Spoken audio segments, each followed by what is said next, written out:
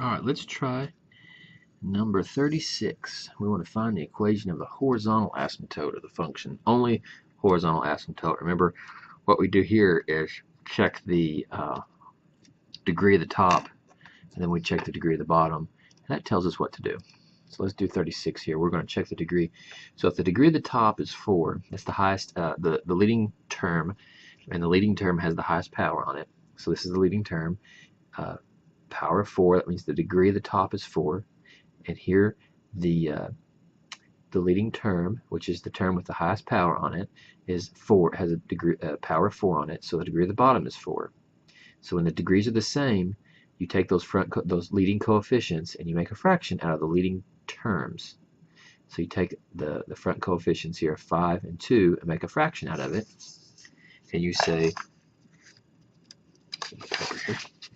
you automatically say y equals, because it's a horizontal, so it's y equals asymptote, so it's a horizontal, so it's y equals, I went up and down, it's horizontal, okay, and then you take 5 over 2, since the degrees are equal.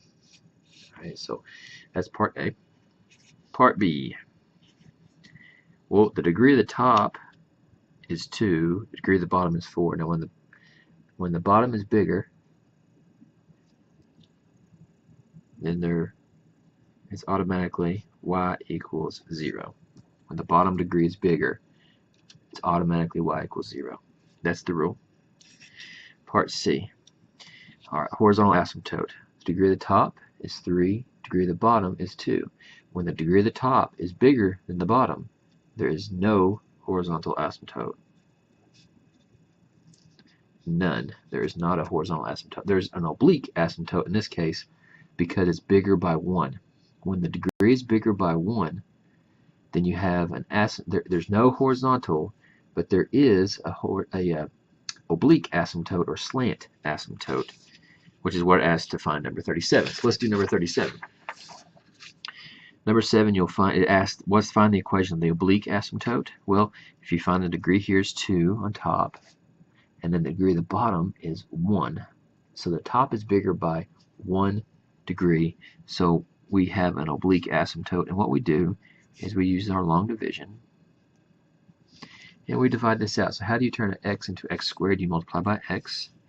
That's x squared plus 3x. Now there's no x here, so I'm going to put a 0x and then a minus 3.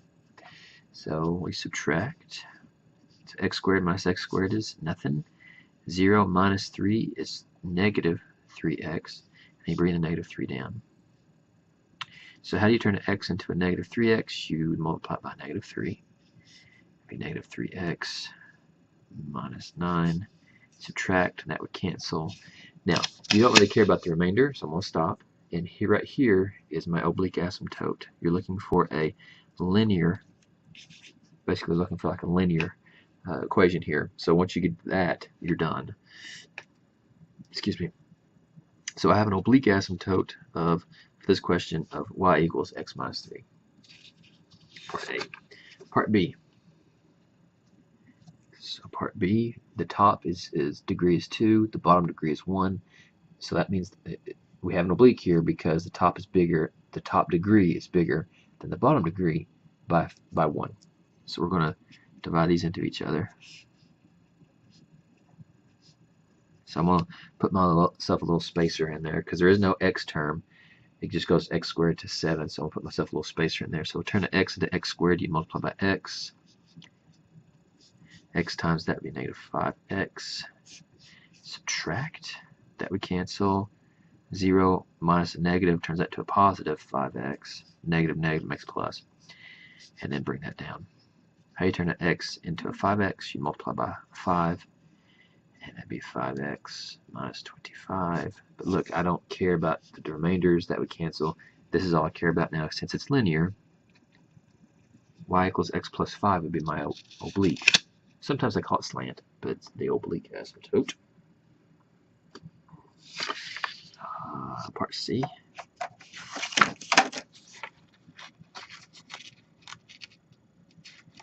Get my papers out. Alright, so part C. 25x to the 4th minus 1 over 5x cubed minus 2. So the degree of the top is 4, degree of the bottom is 3.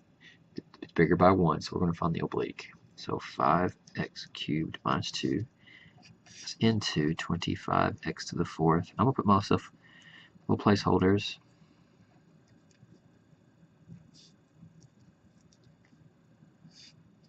So there's my placeholders. I've got all those zeros. Oh, 0x. Okay.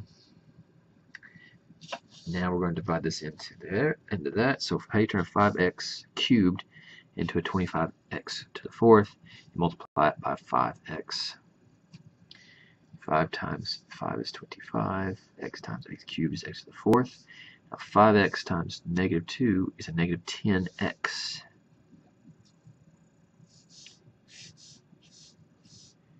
(25 minus 25 cancels.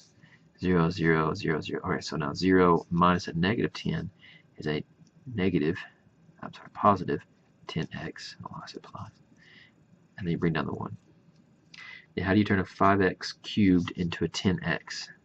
You can't. So we're done basically. This is it. Y equals 5x.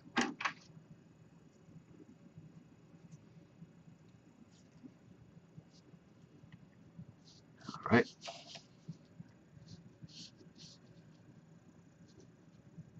And part D. Get the next paper.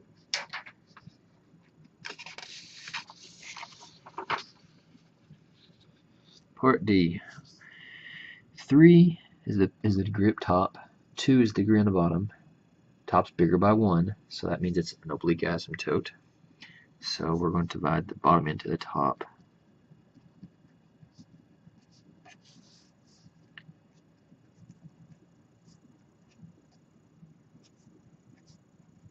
Okay. How do I turn an x squared into x cubed? I multiply by x. So it turns that into x cubed plus 3x squared minus 4x. We subtract all this. So that would cancel. Negative 1 minus 3 is a negative 4. Negative 16 minus a negative 4 is like saying plus 4, because two negatives make a plus. So negative 16 plus 4 is a negative 12x. And bring down the 20. Okay, so how do we turn an x squared into a negative 4x squared? I'd multiply by negative 4. Now, I can go ahead and do that if I want, but remember, I don't care about the remainder here. All I care about is this part right here. So I can actually stop and say y equals x minus 4. That's how we find our horizontal on number 36, and then the oblique asymptotes on number 37.